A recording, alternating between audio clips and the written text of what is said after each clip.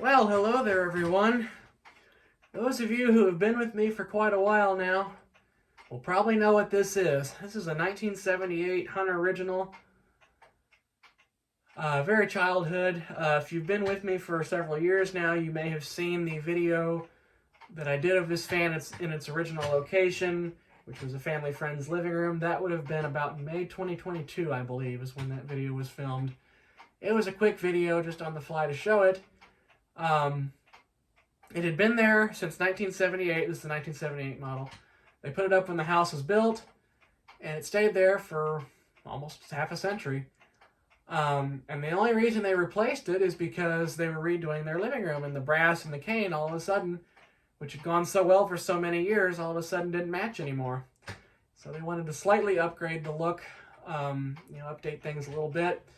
We started talking about doing this sometime around November of 2021, and I said to my grandmother's friend, I said, hey, when you take this fan down, it's been a big part of my childhood. It was the first Hunter I ever saw with tight weave cane. I'd like to have it. And she said, well, when we take it down, it's all yours.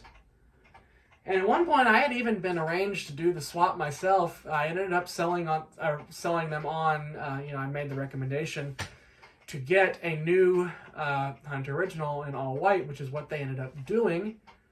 And they had been perfectly happy with this one for all those years, so they were happy to go with the reincarnated version. Just slightly update the room a little bit, as that's all they were trying to do in the first place. But, when we started talking about it in November 2021, the consensus was, oh yeah, by January we'll have this all done, and we'll have our new fan, we'll have some new paint, we'll have new furniture. Well, life has a way of keeping people busy, especially when those people have, what are they up to, 9 grandkids now? And she still substitute teaches, as Mimi would, Mimi gave her constant hell about that for several years, but whatever. So, 2 weeks turned into 3.5 years, but finally the other day I got the call that the fan had just come down and would I still be interested? And I told her I'd be there inside of 15 minutes, and it was a little bit of a stretch, but I was. Well, yeah, I guess I made it inside of 15 minutes. Would have been flying like hell, though, but I probably was. So, I knew this was going to have to be torn down and rebuilt. On the inside, it's going to have to be totally cleaned out. If you watched that other video, it was pretty sluggish. And so the first thing I did was I took it all apart, took the rotor out of it. The rotor was completely caked in dust. I have some pictures. I'll try to remember to edit this video a little bit and maybe put some slideshow at the end or something. If I don't do that, at least I can say the thought was there. But I will try to do that so you can kind of see.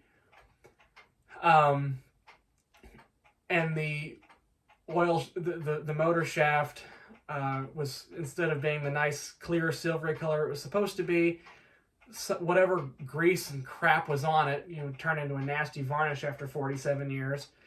It was all reddish and the oil grooves were completely plugged up. So even if they had been oiling it, which I know they hadn't, it wouldn't have done them any good. The oil wouldn't have gotten anywhere. And it's like, well, that explains why this ran like shit. I'm like, hell, I'm surprised it ran at all.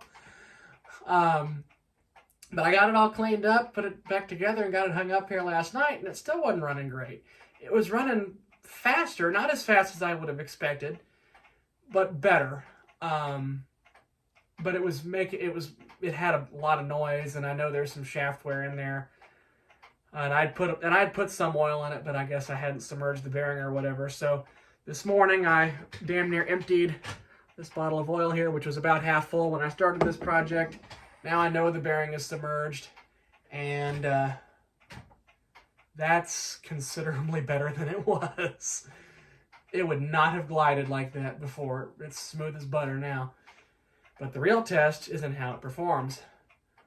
So I guess we'll find out. I don't know if I have it on a switched cord here. I don't know if I left it on or not. It would appear that I did not.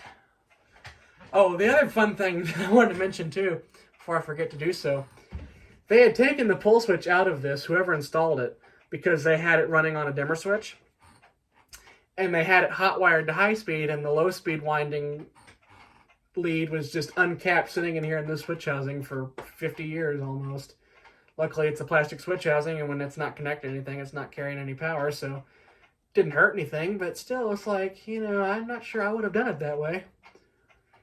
So this is a new Leviton switch that I had. It's a plastic body, does not have the center off position, and this is just a white Hunter tassel that I had. It just seemed appropriate.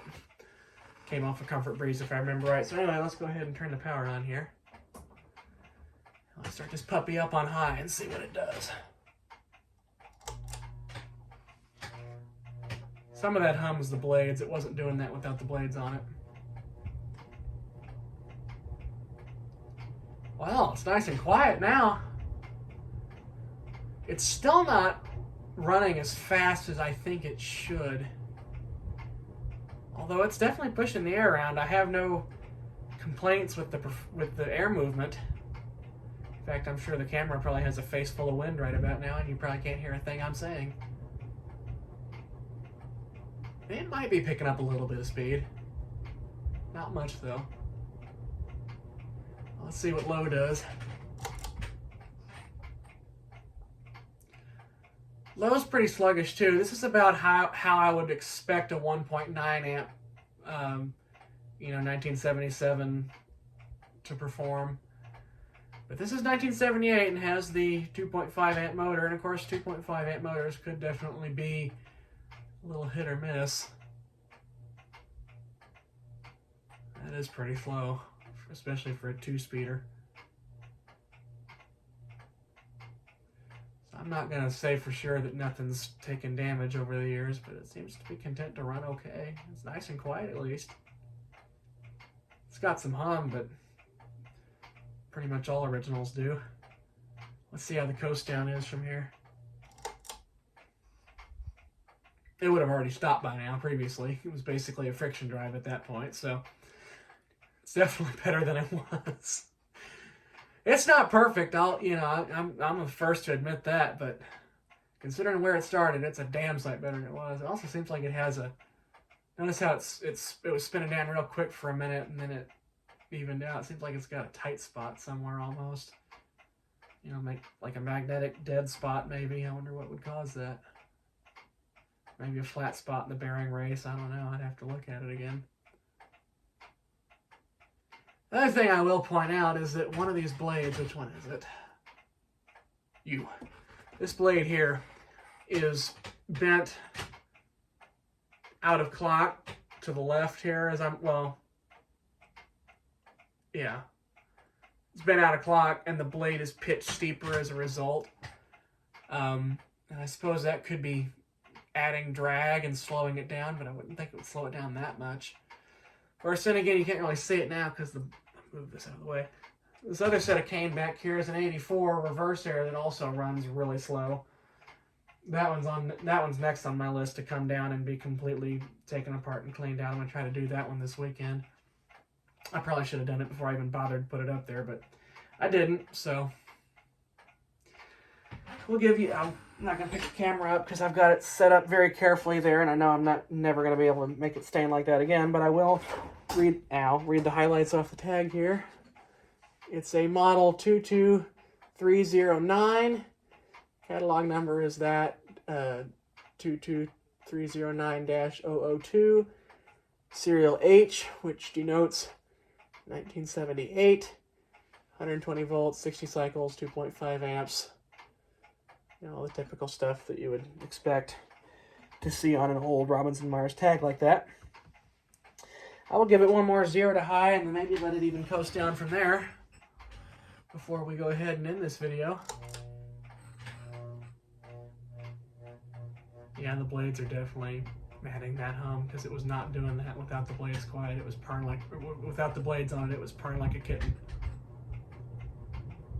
Once it gets up to speed, it seems to be doing okay, other than being seemingly slow. But then again, I haven't worked on a 78 in quite a while, so my memory could just be failing me. Certainly not the only thing that's failing me these days. I'll give it a spool down from here. Why not?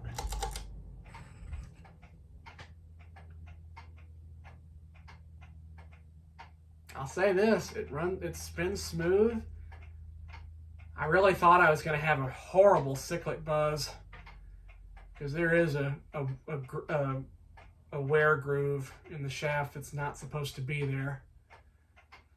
But we kind of figured that was going to be the case. Of course, the proper way to fix that is to take the shaft out and have a new one made, but ain't nobody got time for that. I'll just run a thicker oil in it. That's the, you know, eagles may soar, but weasels don't get sucked into jet engines method of fixing it. So, okay, that's it. That's the childhood original. I will try to edit this video up some with some pictures of the process. I took a bunch of shots as I took it apart, so you could kind of see how bad it was and the improvement. But for now, I think that's all there is to say. Glad to finally have this in my possession. I've been looking forward to it for about 3.5 years now. And the only thing it needs is like a gaudy light kit or something, and then maybe a house with higher ceilings. Because this is the problem I face. I'm 6'2", and it has a 3-foot down rod, so I only have 9-foot ceilings. So I need an old house with really high ceilings, but I need that anyway, whether or not I have all these. So there you go. That's that. And thing it needs is like a really gaudy light kit, and then some blue glass, one day I'll actually do the combination and you'll see it. So there we go. Just pointless rambling. But 1978 R&M original, freshly rebuilt, hopefully ready for another 47 years worth of reliable service.